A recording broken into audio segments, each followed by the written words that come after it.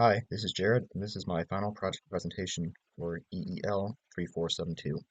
Today, we're talking about induction heating. You can buy a small induction heater like this online for around $10.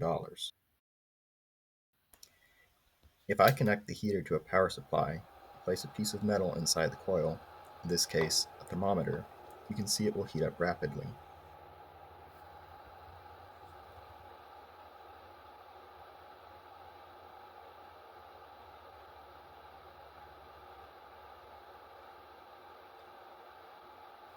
Although this is a simple example, induction heating is one of the most interesting aspects of electromagnetism, and it appears in industrial, commercial, and consumer applications. The basic principle of induction heating is that it converts electromagnetic energy directly into heat inside a conductive material. When alternating current flows through a coil, it creates an alternating magnetic field. According to Faraday's law, a changing magnetic field induces electric currents in nearby conductors. These currents, called eddy currents, flow in loops that oppose the change that created them. In transformers and AC motors, induced currents transfer electrical energy. In induction heating, the same process occurs, except the induced currents dissipate energy as Joule heating due to the resistance of the material. We can also connect induction heating directly to the electromagnetic theory we learned in class. When alternating current flows through the coil, it creates a time-varying magnetic flux density B around the turns of the wire. According to Faraday's law, one of Maxwell's equations, a changing magnetic flux through any closed loop induces an electric field. This curl of E is exactly what produces the eddy currents inside the metal workpiece. The metal effectively acts like a shorted secondary winding of a transformer. Once those eddy currents start circulating, Ampere-Maxwell law also applies. Here, the term J represents the induced current density in the metal.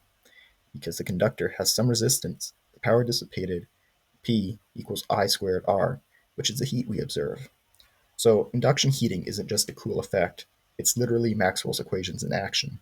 A changing magnetic field drives circulating electric fields, and those fields produce current, and the resistance of the material converts electromagnetic energy directly into heat. One major advantage of induction heating is its efficiency. There's no physical contact between the coil and the workpiece, and energy is dissipated directly inside the metal instead of heating the surrounding air or a heating element. For ferromagnetic materials, additional heating comes from hysteresis losses, energy lost as the magnetic domains realign with each cycle of the magnetic field. The skin effect describes how AC current concentrates near the surface of a conductor. Skin depth is inversely proportional to the square root of the frequency, magnetic permeability, and the electrical conductivity. At high frequencies, current density and heat is higher at the surface, while lower frequencies penetrate deeper into the material for a more even heat. Induction heating is used across a wide range of industries. In consumer products, it is used for induction stovetops, small heaters, and tamper-evident packaging. In industry, it is used for soldering, brazing, curing adhesives and composites, shrink fitting, automotive tools, and in metallurgy for hardening, tempering, annealing, melting, forging, and stress relieving. By applying alternating magnetic fields in conductive materials, we can heat them from within, converting electromagnetic energy directly into thermal energy.